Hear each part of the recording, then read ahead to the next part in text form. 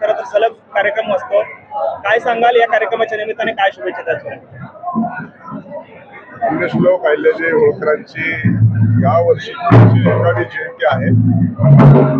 या पार्श्वभूमीवर शंकर नरोटे फाउंडेशनच्या माध्यमातून ॲडव्होकेट शंकर नरोटे यांचं दरवर्षी मूर्ती वाटप असतं. त्या कार्यक्रमाला मी उपस्थित आहे. 31 तारखेला या शहरात आणि संपूर्ण जिल्ह्यामध्ये मोठ्या प्रमाणामध्ये जयंतीचा कार्यक्रम उत्साहाच्या वातावरणामध्ये होतो. त्याचबरोबर श्री क्षेत्र सोंडी पुण्यश्लोक अहिल्यादेवी होळकरांचं जन्मगाव या ठिकाणी देखील जयंती उत्सव सोहळा मोठ्या प्रमाणात होतो. त्या ठिकाणी देखील या वर्षी भरगच्च असे कार्यक्रम आयोजित केले. त्यांचं देखील निमंत्रण मी सोलापूर जिल्ह्यातील सर्व नागरिकांना दिलेलं आहे आणि त्यामुळे हा कार्यक्रम अतिशय उत्साहाच्या वातावरणात यावर्षी वेगळ्या पद्धतीने होणार आहे. कारण मंत्रिमंडळाची बैठक त्या ठिकाणी घेऊन आराखडा मंजूर केला आणि आराखड्याची प्रत्येक अंमलबजावणी होणार आहे. अहिल्यानगर विधान परिषदेच्या अनुषंगाने प्राजक्त तनपुरे यांची उमेदवारी फायनल मानली जाते. निष्ठावंतांवर हा अन्याय नाहीये का? मला असं वाटतं की आता 17+1 पोटनिवडणूक अशा 18 विधान परिषदेच्या निवडणूक आहेत आणि या निवडणुकीच्या पार्श्वभूमीवरती संपूर्ण महायुतीमध्ये चर्चा सुरू आहे.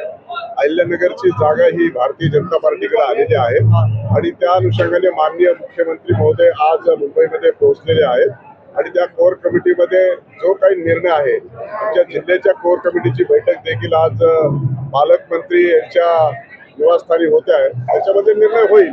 शेवटी निर्णय करत असताना, राजकारणामधला निर्णय करत असताना निष्ठावंतांना ज्यांना आवश्यक आहे, ज्यांची मदत घेतली आहे त्यांना देखील न्याय देण्याची भूमिका ही घ्यावी लागते.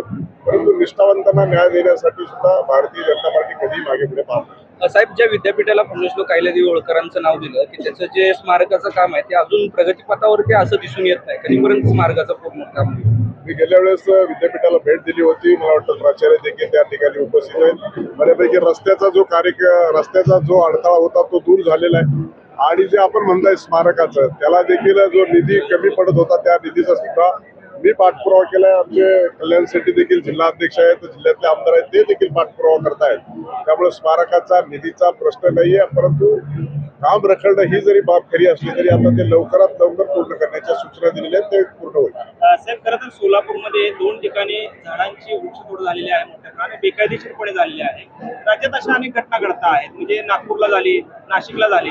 कुठेतरी यावरती ठोस कारवाई होताना दिसत नाही आहे, कारण बेकायदेशीरपणे झाडं तोडली जातात. 100 वर्षाची झाडं आहेत ती तोडली जात आहे. काय आपण विधान परिषदेचे अध्यक्ष म्हणून आपण काय त्याच्यावरती ऍक्शन घ्याल? नियमाचं पालन हे सर्वांनी केलं पाहिजे.